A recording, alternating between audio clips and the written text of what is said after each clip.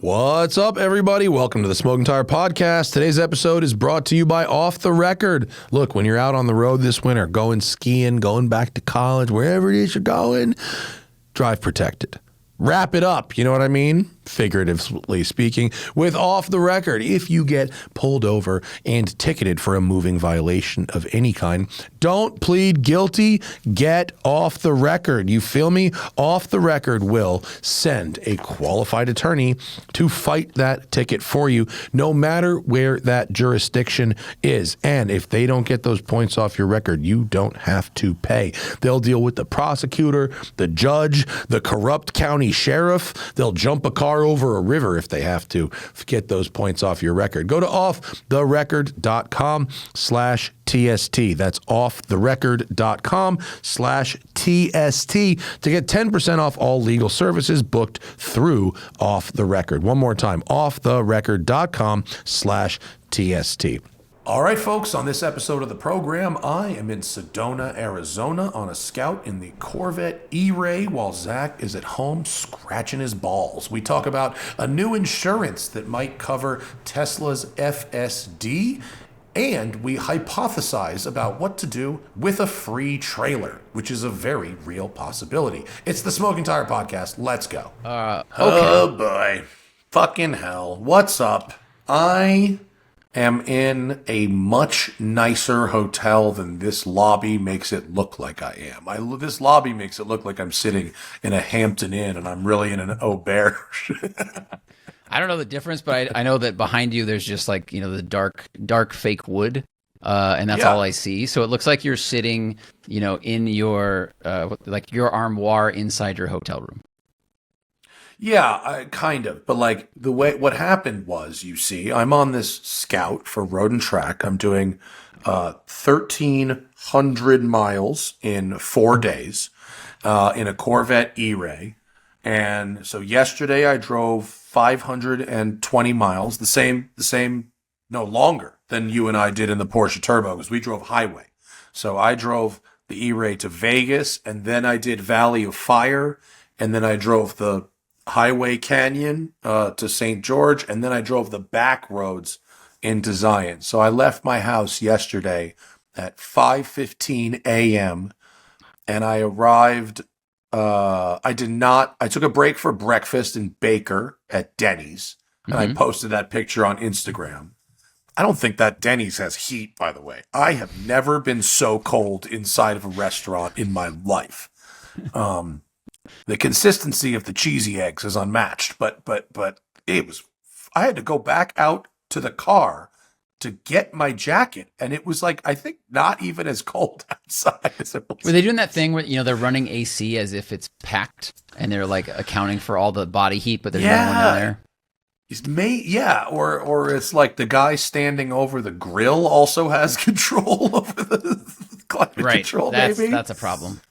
You know, so I left my house at 5:15. I made it to Baker by 7:30. Like I was flying early morning, nobody on the road. 7:30, not irresponsible, but just unimpeded motion. You know what I mean? That type of drive, and stopped for breakfast, and then I just kept going the whole rest of the way. I didn't stop, like, other than for gas, the rest of the way.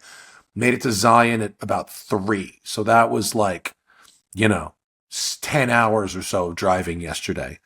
Yeah. I hit the gym, dinner, and the place I went to dinner had no alcohol. So I had a 20 mg, and I went to bed at 8:30, and I was wide awake at about 4:45 this morning and like ready to go. The first breakfast place opened at 7, so I did some writing and had coffee. Got a breakfast burrito the second this place unlocked the doors, and I was on my way. And I thought I could get an early check-in here in Sedona so that we could do the podcast and I could be in like my room. And when I got here, no one knew anything about the early check-in that I requested. And rather than just being like, nah, your room isn't going to be ready by this time, they were like, maybe it will be. So I had a very stressful hour of maybe it will be, before coming down here to this this coffee room, little coffee bar. where I am now. And like people are just like passing by over here on the stairs. I'm probably being all loud and shit. When you do the scout stuff, like you're driving a route you've pre-planned, obviously, but do you need to stop and take notes about things? Does that slow your drive down, or do you only stop if there's a problem that needs to be marked? Well, so most frequently, so I make the route in Google Maps, right? First. And generally, like, I'm pretty sure it's going to be good. But also, I need to, like, find a coffee shop, find a gas station, find a this, find a good place to take a big group photo, find a place for our photographer to set up for like a group drive-by shot with a big background. And so most of the time, that one's actually the hardest. And I'll tell you why. And you would know this, but the audience may not. The photographer is going to want to shoot the front of our cars, meaning they want a background. So as I'm driving, what I'm seeing in the front of me isn't what they're going to be looking behind me. So I'm looking for a backdrop that's in my mirrors. You know what I mean? So if a photographer is shooting at the nose, then whatever's behind and then I just use not voice notes, but the notes app in the phone and like voice to text. And then I just make little shorthandy comments. And then when I get to the hotel, I turn my little shorthandy comments into like a document that I send back to the events team. But I stop and take photos of like the car in pretty places so that I can like promote the thing on Instagram. But as far as like prepping for the route, it's like for instance, the place I thought we were going to have lunch yesterday, turns out they don't serve fucking lunch. There's a dinner restaurant. And so you have to, figure out, okay, well, that's a no-go. So like, where are we going to eat? Whatever. So it's stuff like that. But generally, the couple of stops I have to make are offset by the fact that just by nature of me being a solo car, I'm going to be able to go a little quicker than a group of 20 cars can go. Mm-hmm. Of course. You know what I mean? So it offsets. It's close enough. We usually get pretty good. We get it to the minute, these drives. We get it pretty tight. It's nice. Wow. Yeah. Like a Swiss pretty train. Tight. Yeah, we get it. We've done enough of them though. And today's drive was like pretty sick. I mean, you've done some of it, wake up in Springdale, at the entrance to Zion. So the first thing you do is you go up the wall of the park at sunrise, just epic. And then that other bit, on the other side of the tunnel, the north side of the Zion Mount Carmel tunnel is actually like super sick for about 10, 15 miles. A little icy this morning for the E-Ray. So that was fun. Fucking It's a good thing you had all-wheel drive. All-wheel drive helps, but PS4S's, when it's 22 degrees, can only do so much. I didn't have any whoopsies, but I had a little bit of a puckery slide under braking. You could just tell that the compound was really hard and not gripped up, because the tarmac there is very good. The road was very cold. I mean, it was like it felt like. I mean, I was there. It was the first. I got my breakfast burrito at 7 a.m. Sunrise was 7:15. First light was 7:15. Sunrise was 7:34. So like, I was out there like at first light. I was like the first set of tracks on this road. It was a little bit. It was a cold. You could feel a road is cold. It was like that. Yeah. Beautiful place. But the drive. You go through like the drive from Zion to Sedona. You go through like 4 different climates, and the shift from one climate happens like incredibly like abruptly. Like you're in a forest and you like go around a corner and it's just end of trees. You know what I mean? Just corner, and like now you're in an open desert. You know what I mean? And then you like all of a sudden you're in a desert and like go dip down into a valley, and then it's like lush, rivers and whatnot. It's pretty amazing drive. It's amazing. Sarah and I did that road trip last year. We drove from Atlanta home, And the drive from like through Moab and then dropping into Zion was just the most amazing change within a few hours. Like you said, desert to like high forest, then dropping into Zion.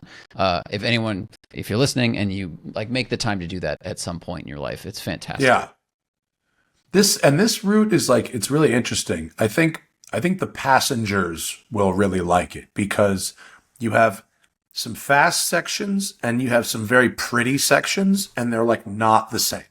Like you have to go kind of slow during the pretty sections where they're like very tight and technical, like through Zion. And then also as you go down the wall into Sedona from the north, like that's a busy road. You just can't drive fast, but it's stunningly beautiful.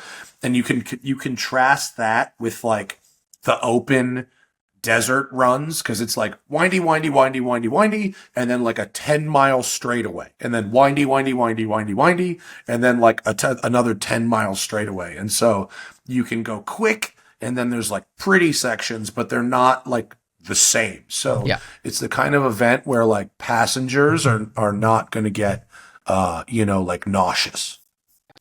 Yeah. I mean, I think in some ways the person driving through a spot like Zion, they kind of miss out because they have to focus on what the the road ahead of them, the cars ahead of them. They can't look up at those amazing walls the way the passenger can. Yeah, so that's good. A little treat for everybody. It's a real like top-down section, Yeah. And then tomorrow morning, I'm gonna bust out of here early. 'Cause it's what I do, and I'm going to Scottsdale because the event ends at Otto, my partner facility in Scottsdale, Eli's place. We're going to end there, and it's a beautiful route from here to there. We're going to go through Jerome, which is this funny, funky little town up on the side of a cliff in Arizona. It's an amazing road up and over it. And then, it's Barrett-Jackson week in Scottsdale. So oh my God. I didn't even know that. Didn't even know it. And so our pal Mike Musto is in Scottsdale. So I'm actually, if I get there early enough, if I drive quickly and efficiently, it's like 5 hours driving from here. So if I get there early afternoon, we could do a little Barrett-Jackson, maybe waste a little money on something stupid. You definitely need a third project car. No, we don't need a car, but I'm hoping to go down in the sideshow and maybe get another set of bamboo sheets like last time. You can get those like on the internet. That's so funny that you buy them at Barrett-Jackson. No, you can. We have that was only the first place I bought them. Yeah. It's just like of all the things, like I was thinking car stuff, tires, wheels, maybe like crocodile boots you'd find there. But you're like, no, I want to get the same things I can get at Crate and Barrel. The good ones are outside a car auction. For sure. No, maybe like a massage chair. Maybe a fan boat. I mean, I don't even know. If this trailer deal comes through, bro, our troubles are over. Very true.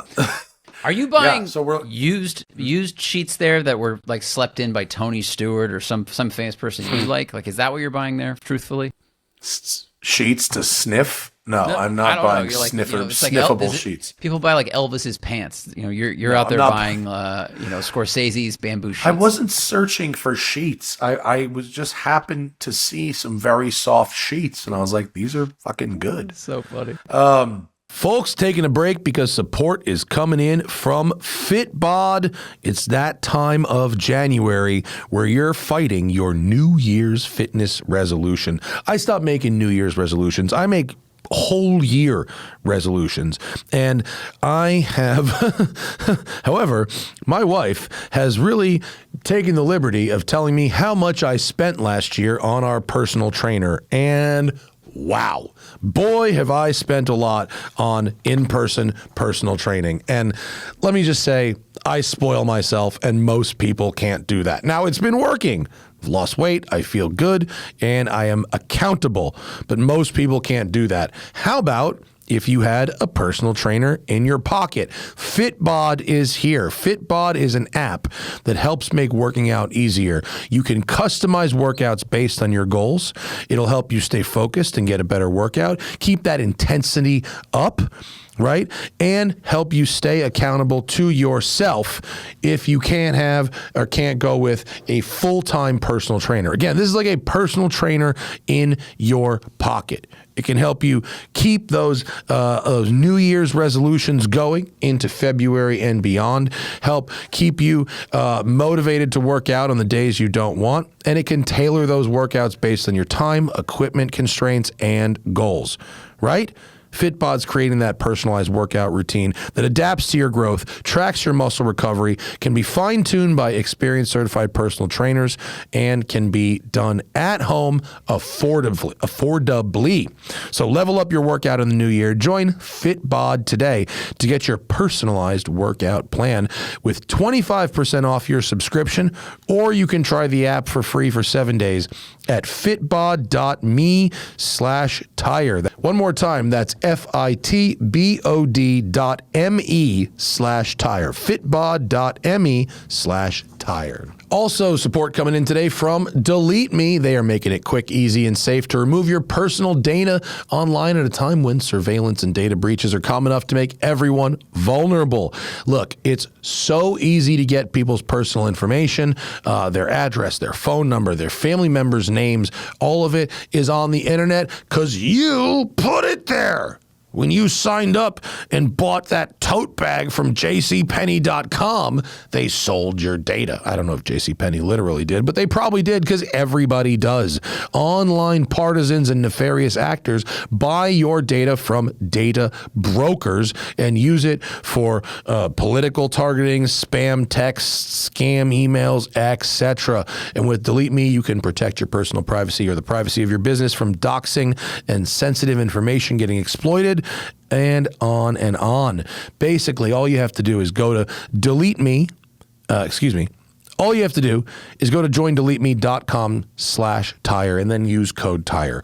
You'll make an account, you'll sign up, you'll tell them the information that you want taken off the data broker websites, and then DeleteMe goes to work. You don't hear from them for just a little bit, but then they come back and they go, look at all this stuff we found. It's like thousands of instances of your data. You click a few times, they delete it all, then they do it again every single month. It's an ongoing thing, not one time. DeleteMe has your back. So take control of your data and keep your private life private by signing up for DeleteMe. Now at a special discount for our listeners. Get 20% off your DeleteMe plan when you go to joindeleteme.com/tire and then use promo code TIRE at checkout. The only way to get 20% off is to go to joindeleteme.com/tire and then enter code TIRE at checkout. Last time, joindeleteme.com/tire, code TIRE. Now back to the show. No, but speaking of this trailer thing, right? So let's workshop this for a second. So I have a opportunity to advertise for a company that makes really high quality trailers, race trailers. And Zach and I don't need a trailer today. We don't need a trailer today, but long term having a trailer is a great idea. Absolutely. And if we can trade some advertising for a trailer, well, that's way better than spending our own money on a trailer, right? Especially a good trailer, okay? So we have this opportunity to trade for trailer, okay? And that's cool. But the reason it came up is because we're doing the ice race with the Manx, the fat ice race in Montana in February. And Philip Seraphim, owner of Manx, has kindly offered to put the car on his transporter with all his other, whatever the fuck he's sending up there. Who knows? Probably the Strato Zero. He's going to put studs on some concept car that doesn't exist. So he's offered to transport the car. And we could fly up there and rent a car, and that'll be that. The car will be there. Or if we get a free trailer, then Zach and I would get some kind of delightfully luxurious tow vehicle and tow the car up there ourselves. It's 1,075 miles each way. It's far. I mean, essentially, we would have to go most of the way to Salt Lake City the first day.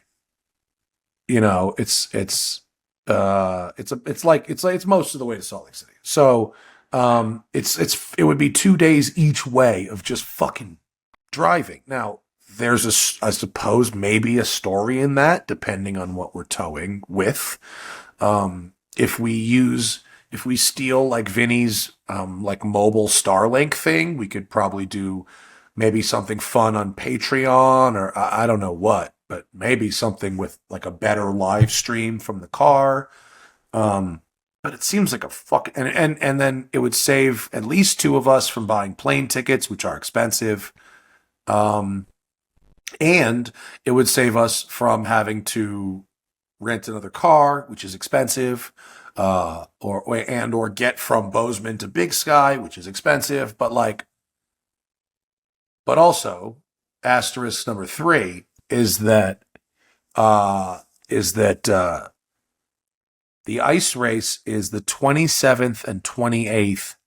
I don't know what's on Sunday the 1st. It seems like everybody's leaving to go home on Sunday the 1st. And the event is really Friday, Saturday.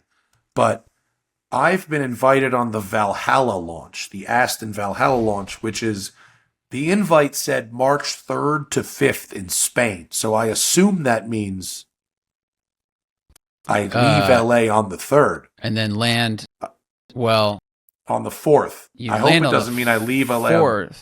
But then usually you don't drive the car the day you land. So I don't. You should get. I don't really know. I need to figure it out. Otherwise, I'd have to. It's really not possible. Otherwise, I'd leave you. I'd fly from Bozeman and leave you up there to trailer this thing back all the way, and that would stink. Can you see this now? Is that working? I can see it. Yeah, and believe you me, Aston said, look, we want to get you on this drive program, but to be perfectly honest, this is the only opportunity you're going to get. There's not going to be press cars in the U.S. So if you want to drive Valhalla, this is it.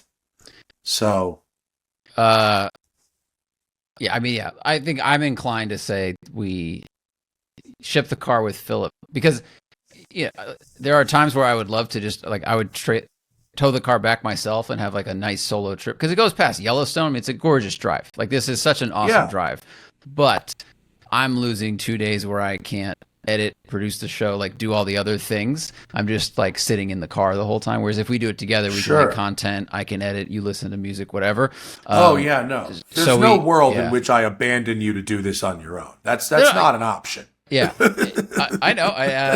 There are times where it would be fun, and there's times where it would just be stressful. But I think the Valhalla is such a rad opportunity, and I understand they're not going to have press cars. Of course not. Like, it's just, the liability is insane. It seems it's like it's a very good problem to have, but it seems like the press car access might take the cake here. I think going on the Valhalla program, because it's not like, look, let's be honest. If it was a Ferrari program, I'd be like, I'm spending a lot of money to go to ice race. I really want to enjoy that, But Aston's programs, you drive a lot. It's a lot of seat time. And I'm not talking about the cars. Forget the cars, Ferrari cars, anyone's cars. Forget that. I'm talking about an international program. If I'm flying my ass all the way to Spain for 2 days, which is on the one hand baller and on the other hand exhausting, I want a lot of seat time in the car. I mean, that's why I want to go. I don't. And Aston doesn't fuck around with that kind of stuff. I've been everything I've ever gone on with them. It's tons of seat time. Yeah, you get a lot of driving. You get a lot of content opportunities, but you get a lot of good content opportunities with. I mean, the only one I've been on, like, they said, here you go. Like, you have 4 hours of open track. No one else. I think the coffee machine has just started cleaning itself. I'm sorry for everybody that has to listen to that. It's funny, it's the second time it's done it. So what? I mean, this is a dirty machine. Fucking nasty. And of course, I'm drinking a cappuccino right now, so about to get fucking tuberculosis or something. I think that machine was made by Volkswagen because it's cleaning itself a lot. It runs pretty dirty. That's tough because getting a trailer would be rad because it opens the door for drift car, track car, whatever, or just moving my car around when it's broken. And also, the drive would be gorgeous. For the record, I don't think one is contingent on the other. The deal was not I have to trailer the car to ice race in order to get the trailer. That was a they approached us about advertising. I was like, oh, good Happy timing, accident. because Right. I have to get a car to, far away. There's a million other things we could do with a trailer. But and it may mean, what? It's too bad my wife got a job, because otherwise, if we all three went, like she and I would tow the car back, like bring the dog. Yeah. I saw that ice race is dog friendly, and then you could like fly it to Valhalla, the car, not the actual mystical place. Yeah, that's funny. I don't know. So I'll wait until we. I've told all the parties about what the moving pieces are. Unfortunately, I think probably the smart play is to just fly, and do something else with a trailer. Like we could because drift car, race car, we could actually get like side by side or like a Sierra, like something not street legal. Guys, one more break because we are supported today from AG1. There is no time for better health. There's just now. And AG1 is the easiest and most impactful habit you can implement this year. It's actually true. It is easy and it is impactful because sustainable health is about consistency, right? And you can actually simplify your nutrition plan with AG1. You've got multivitamin, pre and probiotic superfoods and antioxidants in one scoop. It's the opposite of complexity. One scoop, 20 seconds, 8 ounces of water, shake, shake, shake, and then chug it. Drink it before coffee, before chugging your phone, before breakfast, before going to work. It'll become a habit that anchors everything else. You're starting your day with all of them good things going into your body. I was able to change a lot in my life by having the first thing that goes into my body every morning be protein, rather than coffee or sugar or whatever. Now the first thing that goes into my body is eggs. Matter of fact, the second thing that goes in my body is AG1 because I'm sticking with the protein from the eggs first. I do the AG1 second. But either way, all that stuff, it starts my day off getting going with the right fuel. And AG1's new next-gen formula has added more vitamins and minerals than ever before. It's clinically proven to fill common nutrient gaps. If you drink it every day, it's like having full servings of vegetables and full servings of like really healthy food, but it's just done. Like when I'm on the road, I'm traveling, I don't really know where I'm going to eat. I'm outside of my own kitchen. I'm not shopping for my own vegetables. So I rock the berry flavor and the tropical, and they're all pretty good, but I'm about that tropical life. You can do it too. AG1 has over 50,000 verified 5-star reviews and comes with a 90-day money-back guarantee. Go to drinkag1.com/tire to get their best offer. For a limited time only, get a free AG1 duffel bag and a free AG1 welcome kit with your first subscription order while supplies last. That's drinkag1.com/tire. drinkag1.com/tire. Like something, not street legal. Yeah. That was very cheap and like insanely fun. I think like a Sierra would be kind of where it's at, actually. Those are so rad. They started doing a hill climb class with them, I think in Florida. Chris Duplessis, formerly ran Monticello, and now he runs one of the new country club tracks down in Florida. I can't remember. The one in Florida, I think it's called P1. Yeah, and they have Sierra cars there, and he's put up some videos of running hill climbs with them, which seems like the funnest thing you could do. Like running one of those at a small hill climb or Pikes Peak or Virginia City hill climb would be so rad. For a hill climb, a tarmac hill climb, I'd rather run a Legends car. If we're talking about small motorcycle powered stupid cars, a Sierra car is set up for dirt. That's not set up for tarmac. You want to drive that on dirt. I think they work for both. And they have long travel, so if the road is kind of jittery, it's almost like a tarmac rally car. But I saw on Instagram a guy put 35s on a Sierra. It might have been, I don't think it was AI. It's not the kind of thing that was AI. It was just a Sierra with bigger tires on it. Like, it didn't seem... Normally they have tiny wheels. That's amazing. Yeah, I think he just put bigger wheels and bigger tires. It looked like they were like regular, 4Runner tires or something, but on a Sierra, they were pretty beastie. I mean, the buggies are doing well at King of Hammers. Well, what we could do, because the Sierras are small and so are the Legends cars, is we could bring a Sierra car and a Legends car to a Virginia City hill climb, and we'd see who would run quicker. I think that's a fantastic idea. It would get tens. One of us views. would win, and the other would die. Yeah, no, it would get single digit views. I'm down. Yeah. Down. We're going to exclusively do things that get no traffic from here on out. Just saying, not because that's what we're choosing to do. That's just that's just where we are. Yeah, that's where we're headed anyway. So might as well really lean in. Yeah, buddy. Yeah. So like we might as well do Sierra cars or something, right? Yeah, that's a good idea. What do Sierras go for? The Echo R Spec. These are sold for $85,000. What? That's how much they cost? These are the, I think, Echo R Spec. This is the new electric one, I think. Used Echo S is $48,000. Why is that so much? Isn't a Sierra car or isn't a Legends car like $20,000? That's where we need to be. Yeah, that's what we want. That's too expensive. I thought these things were cheap. I must be wrong. Sierra Auto. Like Legends cars are like $25,000. I don't know. Maybe I was wrong. Anyway. Yeah. Once we have a trailer, it opens the door to all manner of silliness. But then it's a slippery slope because then I got to buy a fucking truck, That's true. Well, I mean, yeah. there's all kinds of like legitimate business reasons to buy a truck, but But you got to make sure that you really need one for moving things around. Do you you guys want to move things around? All that stuff. That's a lot. Not really. Not when you say you guys, if you mean like WCCS, like, no, I do not want to trailer people's shit around. No. That's what I mean. Cause right now, I make money on transport.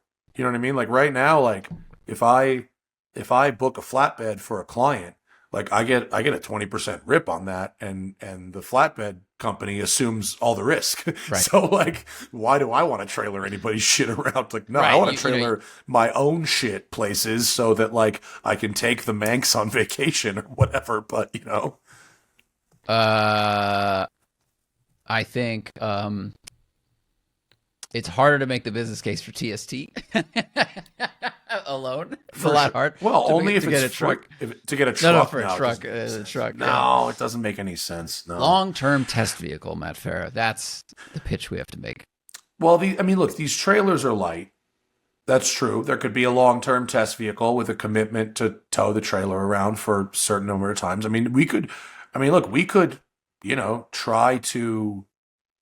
This would be a fucking huge waste of money, but we could like try to like race in some kind of a series,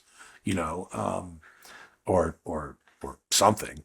I bet. Well, a Legend series is probably a pretty cheap entry. You can get a used one of those for like $12,000, right?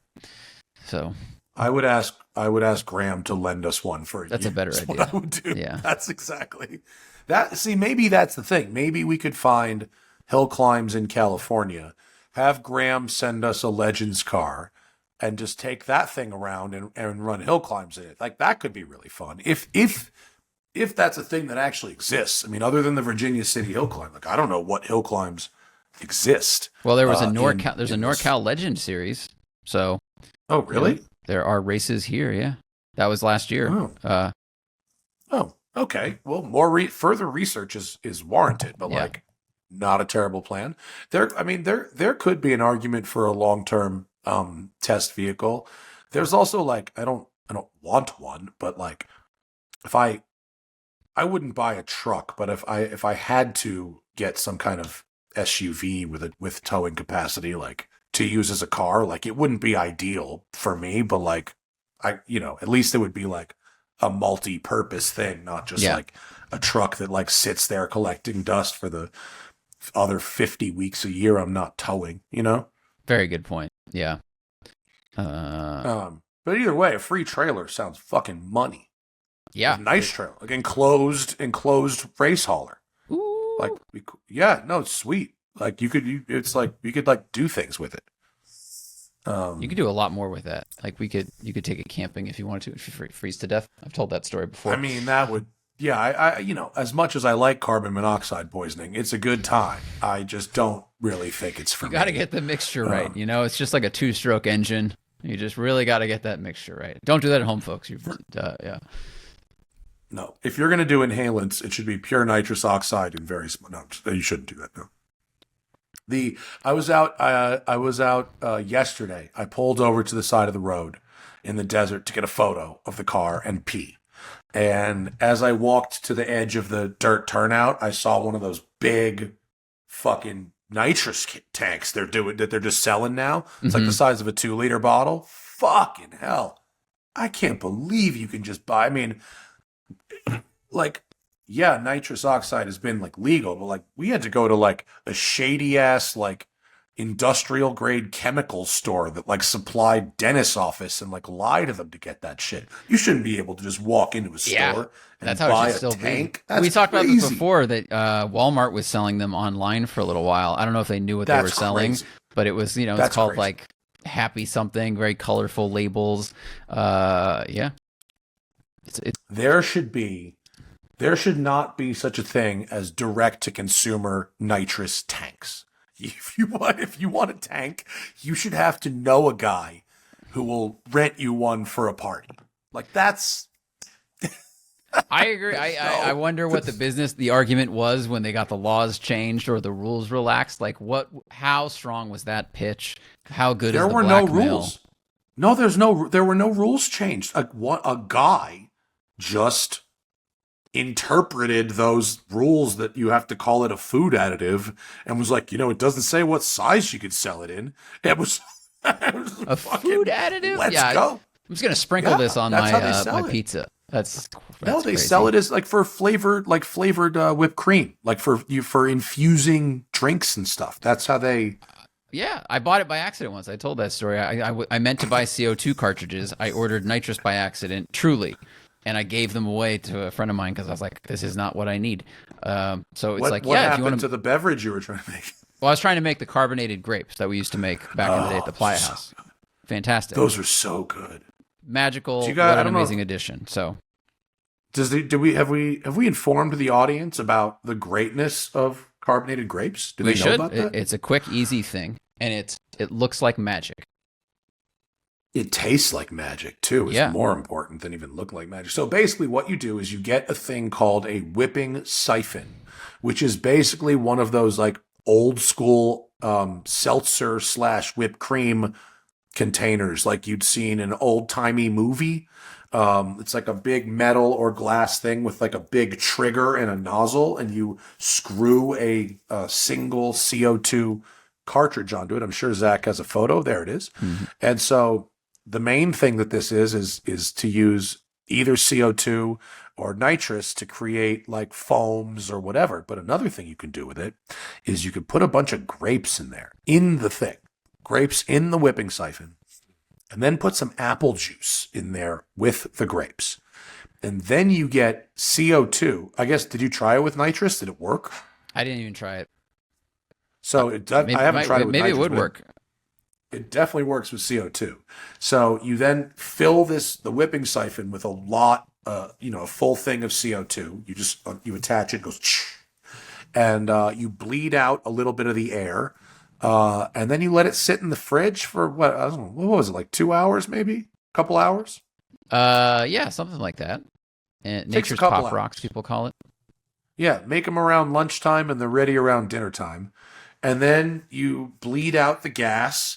And for about, 15 minutes, the grapes become carbonated, like bubbly. Like, so you eat one and pop it, and it's like Pop Rocks, and it bubbles inside the grape. It's fucking awesome. It's really cool. They're delicious. They taste really good. It's got this great mouthfeel, and it's a very impressive dessert that's not very complicated, but it's awesome. Like healthy-ish too. I mean, it's just grapes and apple juice. There's nothing else in there, so it's not super, super overly sweet. If someone wants but that's a real like impress your friends trick.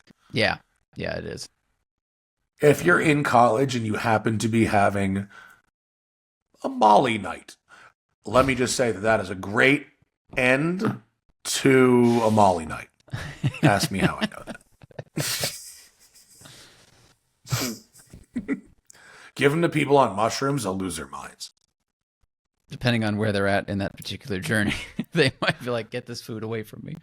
Yeah. It's gonna be like, what is it? Demon food. Yeah, exactly. Well, why'd you do that to the grape? Fucking demon food. The E-Ray, speaking of, I wanted to circle back on that real quick. Just the E-Ray, we'll talk about it in full when we get back, but I have to say, 97% of the time, it's the same as a Stingray.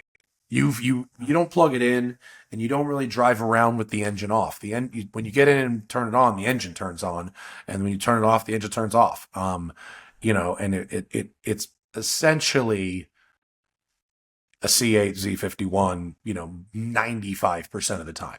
If you get to like 3/4 throttle, you activate the front axle and it pulls harder. Mm-hmm. But besides that, I mean, it looks better. The body color, stuff looks really nice. Does it do any torque fill, like when while accelerating? I mean, well, it doesn't have it only has one E motor, and it's on the front axle. It doesn't have a gearbox motor generator at all. The gasoline powertrain and the electric are completely separate. So you don't get any e-boost at all unless you either have like over 50-60% throttle input and or you have a traction discrepancy between front and rear. It seems like it's more oriented towards traction at full acceleration and then in slippery conditions. I think what I meant is if you floor it but you're low in your RPM range, so you're still building your power and torque towards those peaks, does it fill in that a little bit? Do you sense the difference compared to normal? Yes. Okay. Yeah, it adds power at the low end of the gasoline power band. Mm-hmm. Yes. And so effectively you can if you're in manual mode, let's just say, and you're kind of puttering around in sixth gear at like 50 miles an hour and you hit the pedal, it definitely gives you a lot more torque at 2,000 RPM than you otherwise would have. It's good at that. It's good at helping to make that quick pass or it helps you avoid a double downshift, things like that. But if you accelerate in a corner, you can feel, the torque pulling the front the way that you have the wheels pointed. But at the same time, the steering is really heavy, even in tour mode that's got adjustable weight, and it's the steering's really heavy and it's really darty. It's got 275 fronts, that's a big wide tire for a mid-engine car. The Ferrari 458 has like 255s, if not 245s. And even I think the ZR1 only is like 265 or maybe 255 at the front. I think the extra weight of the battery and the motor and all that stuff, the power unit up there might necessitate a wider tire, but it catches ruts in the road, and so it darts a lot. Which is not something that mid-engine cars tend to do, because usually they don't have very wide front tires. Let's see, the front tires of the ZR1 ZR1X is 275. Well, that's the X. That's the all-wheel drive. So we want the rear-wheel drive car. If the rear-wheel drive car has narrower front tires. Or maybe it doesn't. I don't know. Because the ZR1 was fucking darty also, but they told us it had like the racetrack alignment on it. And when you and I drove that black Z06, what we called the touring spec, it wasn't darty because it had a road alignment on it. Yeah, very true. This E-Ray could, because it's a press car, could have a racetrack alignment on it. Although, given that GM has openly positioned this as sort of the road tripper's Corvette, given that the steering, I mean, literally, this is a two hands on the wheel car almost all the time, which is odd. That's weird. I wonder if it is alignment because the ZR1 front tires, regular ZR1, are also 275 in the front. Oh, okay. So it's the same thing. So now, or it's just interacting with the e-motor for some reason. Maybe the programming is a little bit weird. It could be. I mean, it doesn't necessarily torque vector at the front. It goes, well, it kind of does, but it's a motor into a differential torque vector. It's not like having. Here's what I'm trying to say. Sorry, I wasn't very good at saying this. Unlike the Porsche 918, the Acura NSX, the Revuelto, and the Temerario, which have two motors up front and have that sort of magical steering, this doesn't have that. The steering feels sort of like a regular Corvette, but heavier in a way that I don't love, and dartier in a way that I don't really think benefits this particular setup. But I'm going to leave open that it could be a press car alignment thing. Because I was curious if it's a weight thing. So the internet says that the electric drive unit weighs 80 pounds. Overall, the car weighs 300 pounds more than the regular like Z51. So and that a lot of that mass is obviously in the middle where the battery is. So I'm wondering if like 100 pounds of more pressure the battery's in the not front. very big. No, I know. But it's still a couple hundred pounds, more for everything. But I was like, is there 300 pounds pressing on the nose, therefore pressing on those front tires that's making it super dirty? But 80 pounds doesn't seem like a ton. So maybe to your point, it is a press car alignment thing. It could be press car alignment thing, and it's maybe I should just follow up with them when I give the car back, because I like a lot of it. I mean, the seat is comfortable, the ride is nice. They got rid of the wall of buttons. The new interior does not have the wall of buttons anymore. The new interior, it's still got the square wheel, which I don't love, but outside of that, the new interior is really nice. Their button layout, the HVAC layout, really nice. I really like. It's a nice place to spend time, but 1,300 miles with two hands on the wheel, trying to kind of fight it to the ruts is. Like these muscles in here, like in between my like man boobs and my armpits, like those muscles get real tight from doing that for like hours and hours, Oh, it's just, your little upper pec.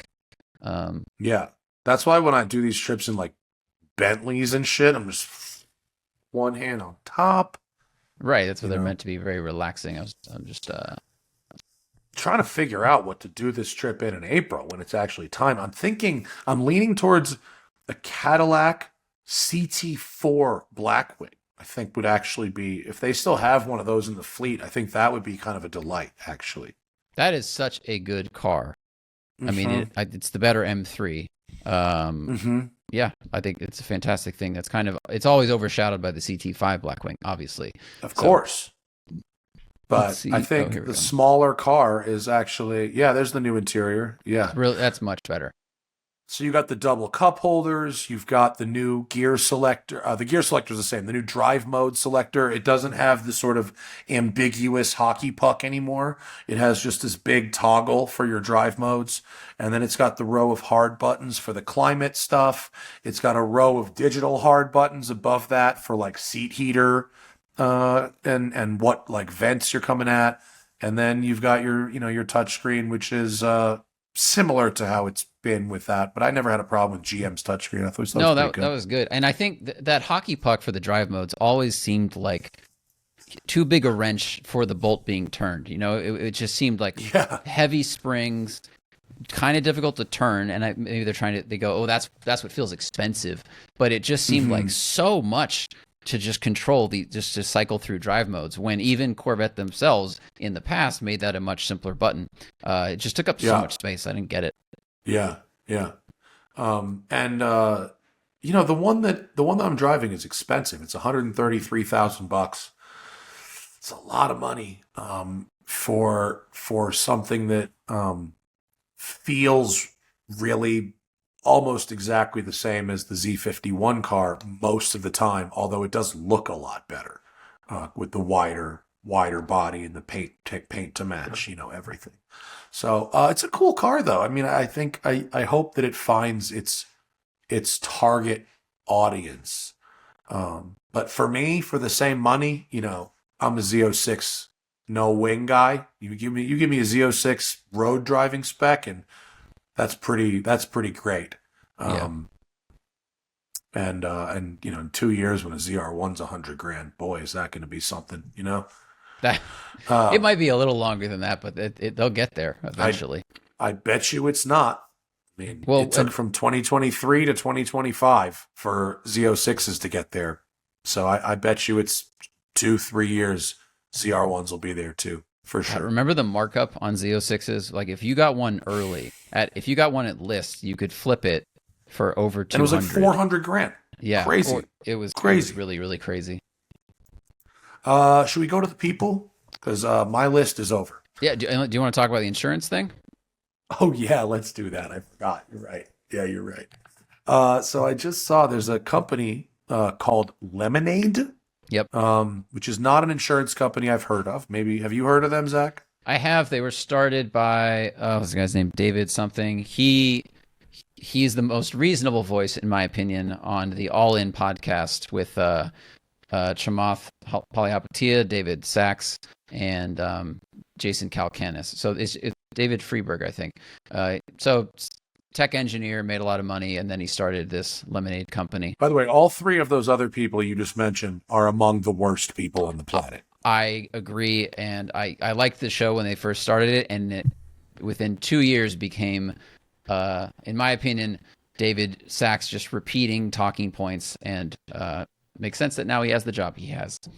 But David Sachs was a horrible human, and the other two of them have the worst takes on stuff of fucking anybody. They have all consistently horrific takes on any issue. Yeah. I think in the very beginning it was okay, and it quickly became we're just billionaires and that's all we care. And David Freeberg always seemed like the more measured voice. He's like he always was the counterpoint to so many of them, and I just couldn't listen to it anymore. But anyway, he started this company called Lemonade, which based on the article is going to kind of leapfrog from, other insurance companies have put the dongle in and they'll track your driving and they'll price you accordingly. And I think that's what they're going to do.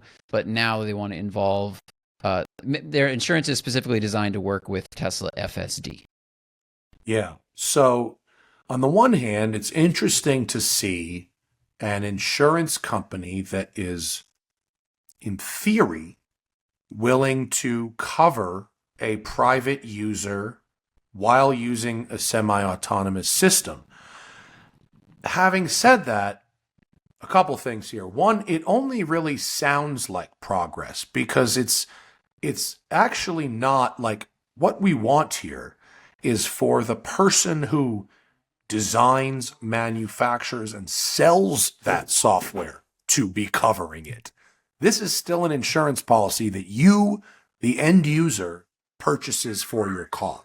So even though it integrates with FSD in the way, a similar way probably that one of those OBD dongles integrates with your telemetry, maybe a little bit more tighter. This is not something Tesla is buying to provide for people using it. This is still something you buy. So you're still responsible. This is a level 2 system, and you're responsible for what happens in this car, whether you're using FSD or not. Okay.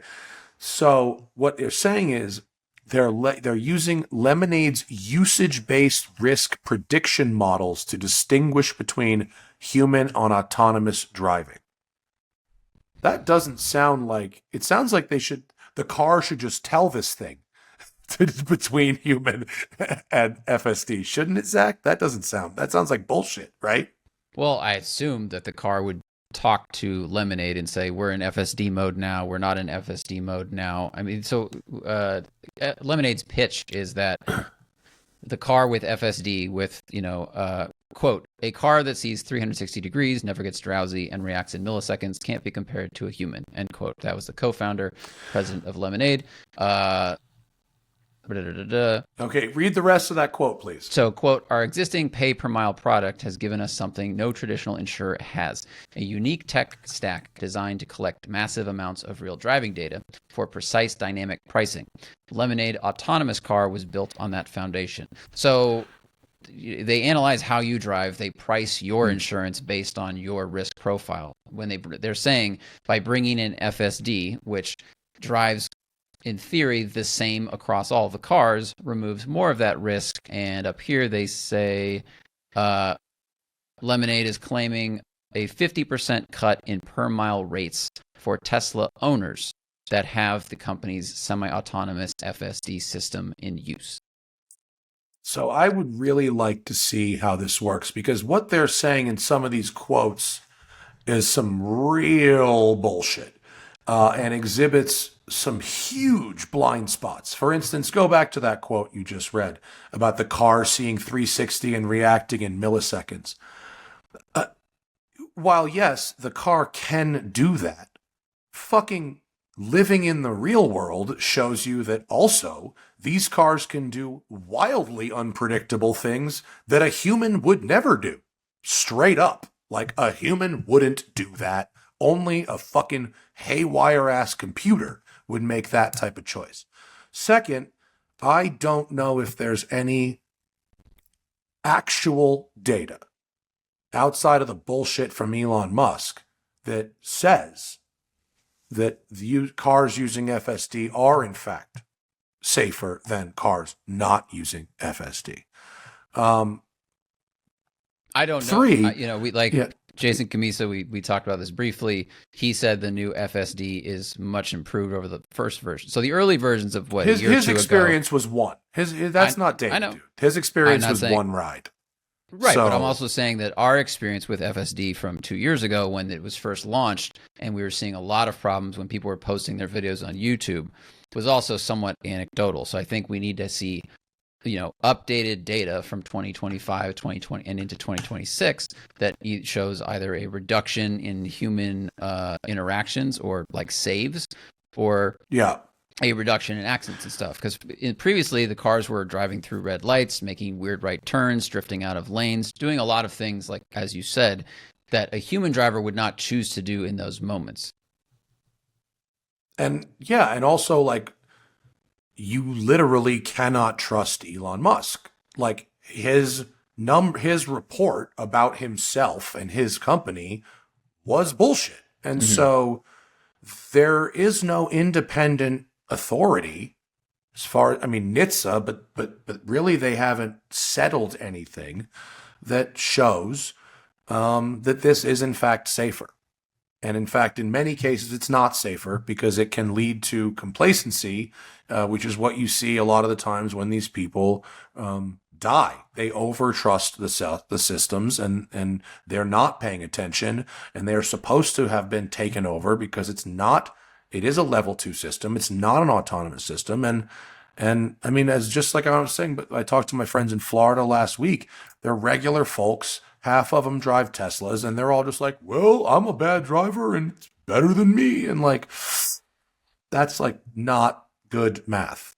Well, I think an additional question would be, what does right here, that quote you've highlighted. Okay. It says Teslas driven with FSD are involved in far fewer accidents. Then what? By what percentage? Under what circumstances?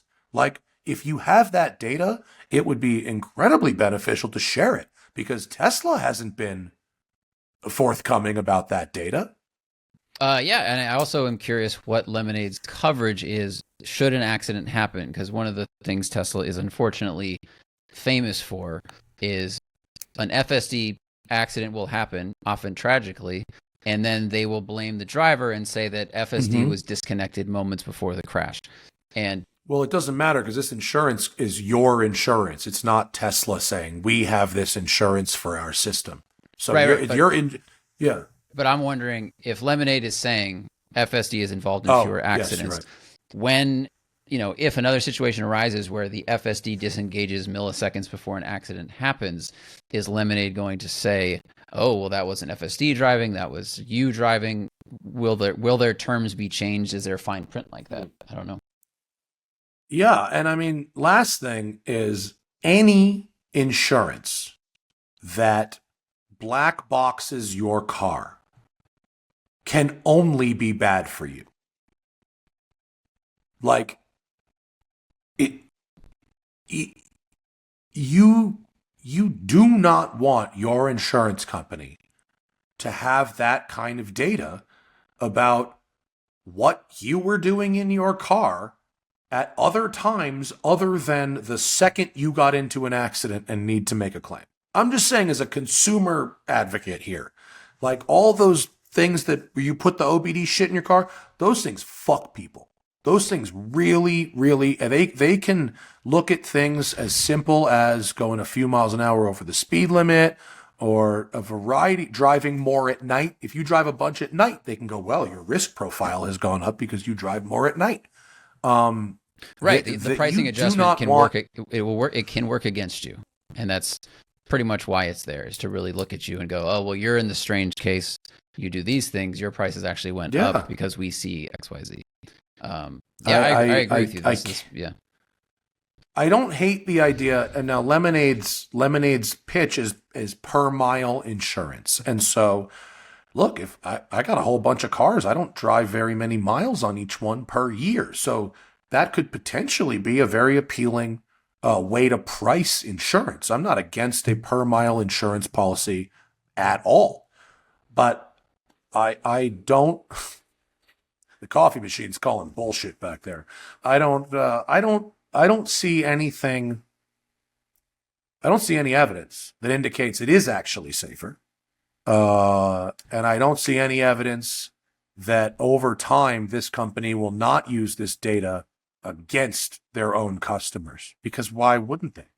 You know, that's what insurance companies do. I mean, very true. It says, imagine like you ought to go imagine you went to get one of those super expensive body scans, right? Like the full body joint, where they look for cancer and whatever. I mean, you pay for it out of cash. You go to a fucking different city than you live in. Imagine that just like automatically went to your insurance company, like for better or worse. You know what I mean? Like you don't want that like at all. You know what I mean? Like you want to be able to be in control of what that company knows about you in that moment. You know what I mean? So sure. I think we'll see how many customers are interested in this, knowing that, it's because people love convenience and savings. And, if the carrot is big enough, a lot of people will hand over that data if they're advertising, 50% savings. For a lot of people, that's a really significant amount of money and enough to just hand over their data. But it's only rolling out in Arizona. And Teslas are already like incredibly expensive to insure. So if you got fucked with insurance on your Tesla, maybe it is appealing. But I'm smelling a lot of bullshit in that fucking press release. A lot of bullshit. Nothing about it seems good to me. Let's see, car. Anyway, should we? Huh? I was going to look up car insurance rates over time, but it's based on inflation. So I'm sure that would require some extra mathing we don't need to be doing right now. Let's go to the people over at Patreon, patreon.com/the Smoking Tire Podcast. We love you guys, keeping the ship floating down the river in times of drought. You have provided the buoyancy on this particular ship. It's been a good time. When we share clips of the podcast on the Instagram, I don't think the outside world understands the username game that's happened over there. Zach posts the clip and I'm like, and 2 in the pink, 1 in the stink says. Yeah, it was great. People are catching on to the game. It's fantastic. Good interneting. Our patrons have invented their own game and it's really fun. It's called Make a Username That Makes Us Laugh. Yeah, and I can't read them because Zach's in a different state right now. So you get on it, Habibi. So these are going to be leftovers from the last show we didn't get to. Czechoslovakian interior decorator says he loved your monologue about how much you want to smoke cigarettes in a Yellowbird in Tokyo. Is there another car road heater combo you would consider coming out of retirement for? Oh, there's so many. There's so many times when having a fucking grit in a car is the right thing to do. Crossing the desert in a Rolls Royce, or driving a Rolls Royce at night with the Starfield ceiling. That's the shit. You want to do that? I think it's more cigar car. You know? That's a cigar car. I mean, a Yellowbird in Tokyo commuting is like about as good as it gets. I would say while ooh. I'm gonna have to come back to you on that one. I don't know if I can top it though, but I would say while off-roading, slow off-roading with a grit in like an open vehicle, that's lovely. That's very good. I feel like that's more a joint situation because it's I guess too. they all come from the earth. Can't be endorsing things like that, even though when there are no roads, there are no laws. Well, you'd be a passenger, of course, in that situation. Oh, of course. No, I was just... setting. This person, nobody cares about my G70. Doug DeMiro on his last podcast said he doesn't understand the VR6 hype, and to him, it's just a way to market an unremarkable V6 engine. Do we see it as another V6, or do we think the engine is special? I think it's a weird engine. I think it's weird and interesting, and weird and interesting is enough. I think it has a unique sound, and the big thing about it is it's one cylinder head. So if people go on the internet, basically if you look at it from the top, it's like take an inline six and every other cylinder, just move them a few inches apart, like you were spreading your fingers like that. So it's not a big V; it's a very narrow V, but it can use one cylinder head, and that leads to the interesting sound it has. And I think it's unique and cool. And the biggest thing for me was I was into Volkswagens in the 90s. Turbo technology wasn't great, and so this was like a cool sounding quote big engine that were in these cars, and nowadays it wouldn't make as much sense as having the 2-liter EA 888 engine is amazing, but back then it was like it wasn't good. Yeah, I think objectively it's not a great way to make effective power, but when you no longer care about going fast to enjoy a car, weird is enough. Ryan Alexander asks, what is our favorite bespoke engine from a brand that didn't make it to the wider product line? His example is Jaguar never used a detuned version of the XJ220 engine.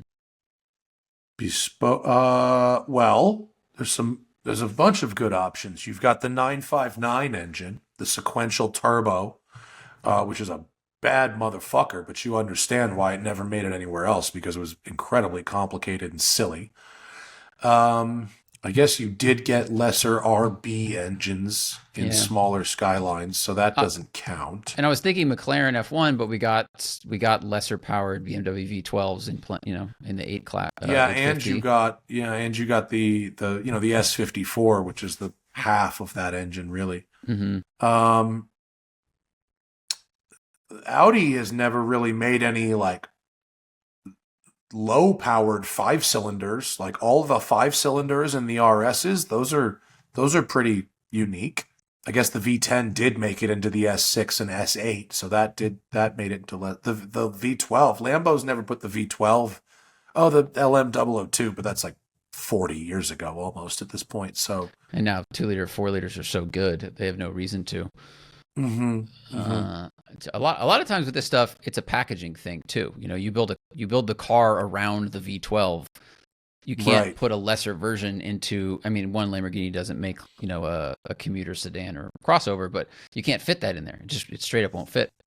Aria Zand says he liked the episode we did talking about how Vantage values are confusing. He's got a 2010 6-speed V12 that has barely cracked $100,000 mark in Dubai.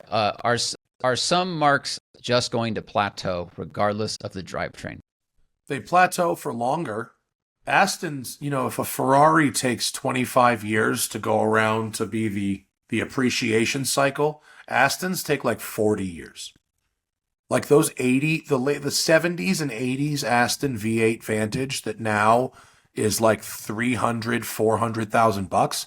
Those things were $80,000 forever.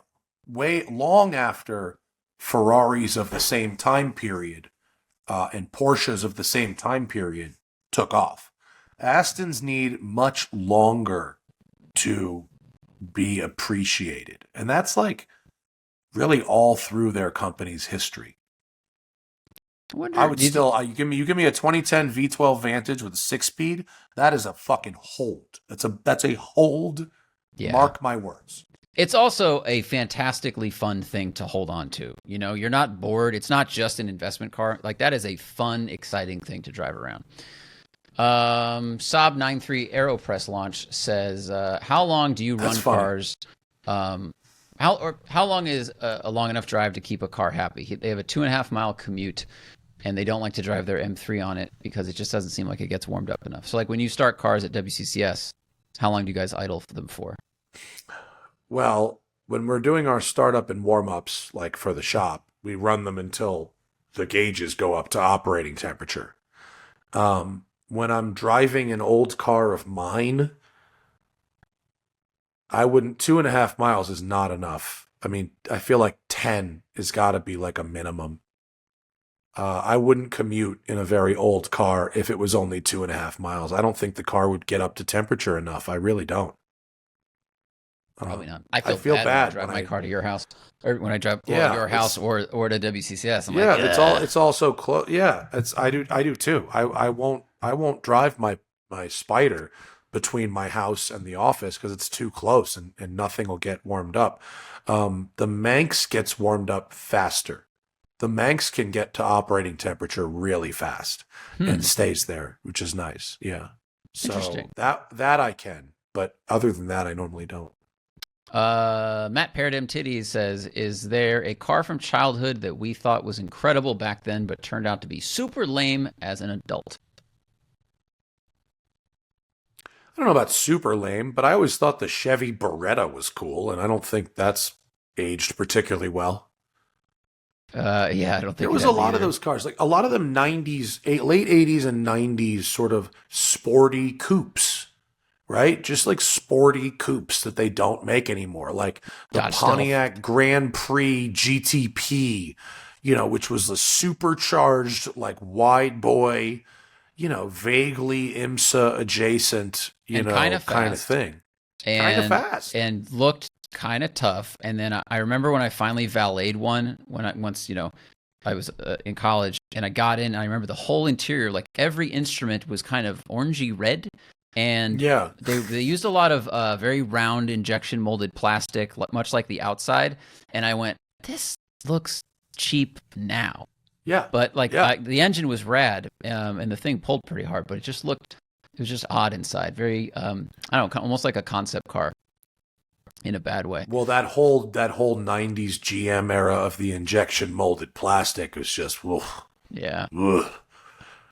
Even by the standards of the time, that was heinous. Even brand new, it was heinous. It was so bad. But like those types of cars, when I was a kid, when the Dodge Avenger coupe came out, I mean, actually, it looked kind of tough. Mm-hmm. Like, if you didn't know any better, a Dodge Avenger and a Dodge Stealth were not that much different. Even though they like really were.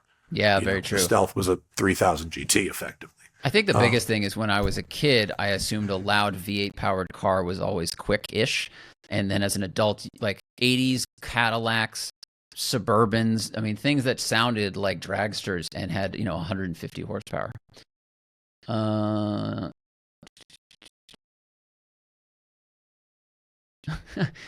Someone who works at a Subaru dealership said, truth be told, most of us at the dealership don't like the new Outback either. We talked about that on the last show. Panamera Bread says he's driven Cayman Boxsters in canyons, but doesn't find them that exciting. If he drove them on the track, would that change their opinion? For reference, their canyon cars are an R33 GTR and a 911 SC, and he drives them at like a 6-7/10 pace. No, I don't think a track would change your mind. I think you can get a feel for what a car is in a canyon, and Boxsters and Caymans are great. They're great cars, but they're not like for everybody. I mean, I love a Cayman, but I may not have bought one if it wasn't a GT4 or a Spider. You know, the extra little bit that you get with the GT4 and the Spider, to me, is a discernible difference. So if you're driving a regular 718 or an S, you know, okay, they're not going to be that fast, maybe not that exciting. If you drove a GT4 or a Spider, you might feel differently. But also, like, it's okay to not be into them. Like, nobody said you had to. But there's not a lot of really well-made, reasonably affordable mid-engine cars out there, and so you're limited in your options in that sort of to really Lotus, Porsche, and what else? I mean, nothing else really. Yeah, Corvette. It's also if you don't want to drive stick. Dynamically very different from what this person has. It might just not be for them. Sure. Yeah, it's okay. That's okay. Power. The irony of this question. This is from Powerstroke Till I Cummins, and they ask. That's a great username. Good username. They say, why are cars sexualized so much compared to other modes of transportation? You know, design, trim levels, and parts are all subject to this. Push rod suspension, I mean, that's just really the action. That's not really sexualizing. But I do think, you know, the trend of describing car design as like this voluptuous thing you want to fuck is something we've all done maybe earlier in our careers, but it feels like very old time and low-hanging fruit. Yeah.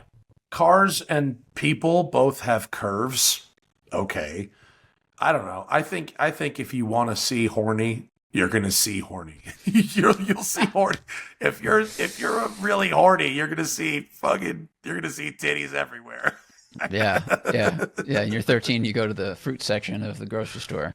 Yeah. Yeah. I think that's really what it is. I'd have to ask a horny writer what they think of a train, and then we'd see if this theory holds water.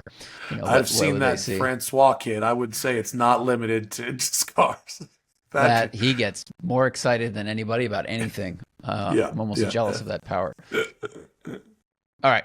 Fully loaded diaper says, I'm interested in purchasing either an E36 M3, a 996 911, or a 997.1 911. I'm focused mainly on evaluating the potential repairs and maintenance costs of each. What analogies would compare these in terms of painfulness?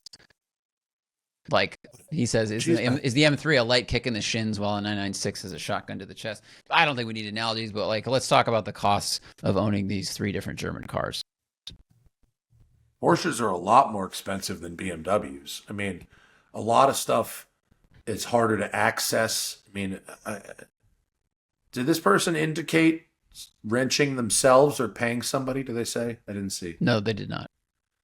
Well, if you're doing it yourself, certainly the BMW is way, way easier than the Porsche. E36s are, you know, fairly straightforward as far as European cars go. And Porsches, everything is hidden. You need a lift. You need to get under there. Like, that's tough. If you have money for a 997, you should not be buying a 996. But they're not. One is not easier to. I don't think one is significantly more expensive to fix than the other. At this point, you know, you're talking about a 20-year-old Porsche versus a 17-year-old Porsche. They're going to be kind of a wash in terms of maintenance. I think the only thing my brain goes to the construction of the interior of an E36 is notoriously bad, and I think the Porsches are better made in that way. So you have less bullshit that shakes apart, so you'll save some money there. But you know, when the mechanicals go down or need maintenance, they're very expensive. For sure. Yeah. Let's see. Check Engine Light Bulb Remover Club says, where do we think the market is going for high-performance SUVs?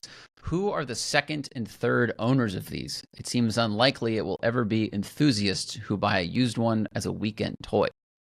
Well, there's precedent for this. I mean, there have been high-performance SUVs on the market for, you know, almost 30 years at this point. We don't need to speculate. They depreciate to zero. And then they end up in the junkyard.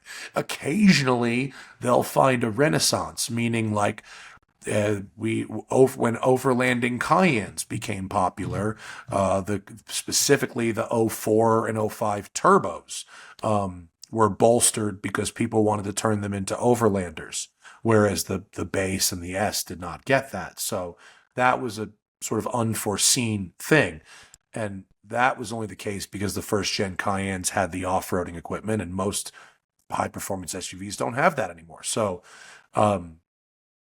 my prediction, based on all available evidence, is that these things will depreciate to zero.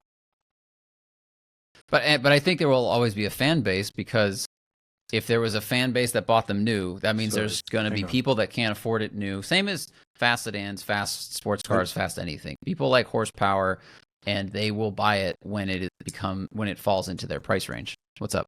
We could end on this. Send Preludes, one of the most clever names we've seen. There was a Reddit thread discussing sports car definition. What is our definition of a sports car? Our definition of a sports car? So on Reddit, I guess people were ranging from hot hatches can be a sports car to no, it has to only be 2 seats and have a small trunk. Let me just say, I'm not annoyed at this person for Send Preludes for asking the question. I understand why they would want our take on this. But I get annoyed by the endless debate on places like Reddit and whatever over the definitions of stuff, or things that are always like things that start with people are always saying that. How come people are always saying that these aren't that my WRX isn't a sports car? So to me, I guess a sports car doesn't necessarily need to have 2 seats. It should have 2 doors. It should not be a sedan. And it should be a car that makes compromises in other areas for the benefit of higher performance. So it'll have a stiffer suspension, but it'll handle better. It'll have an inefficient engine that makes more power. It'll have specialized, equipment that is designed for either performance or engagement. But generally, I would not call sport sedans or sporty SUVs sports cars. I would call coupes convertibles.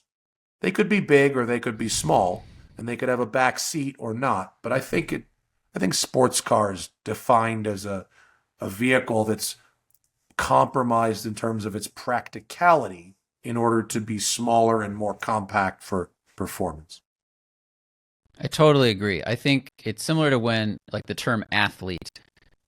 If someone describes themselves as an athlete, in my mind, their focus of their profession is a sport of some kind.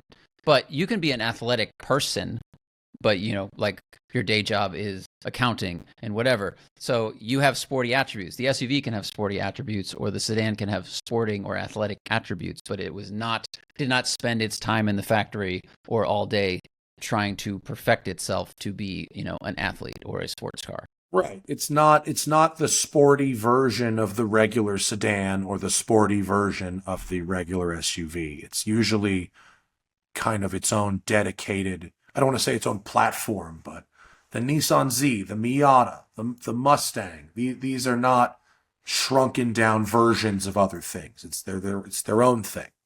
That's kind of where I would define a sports car. I guess that's a little easier than saying, well, where would you define supercar and hypercar and all that kind of shit? And everyone sort of has their own definition of that. And I don't really give a shit where people draw those lines. But I think a sports car definitely starts with being a 2-door coupe or convertible for sure. Right? Yeah, because I think the hypercar supercar thing the definition will keep changing because power keeps changing and adjusting. Yeah. Like a quote supercar from today has more power than a quote hypercar from 20 years ago. So sure. That has to be adjusted. Sure. All right. Okay. There we go. I think that was a good one to end on. Road and cranky, so you go to the gym. I'm going to go to the gym. The gym is good. I'm going to get my room finally, go to the gym, go to bed early, and wake up early as fuck and drive another fucking 500 miles because apparently this is just what I do now. Apparently I just lap the desert. Yeah. Thanks everybody. Thank you to our patrons. We love you guys. Zach's going to somewhere else. And I will be back for the podcast next week. We appreciate you. See you then. Bye. Okay. Do I need to record an intro?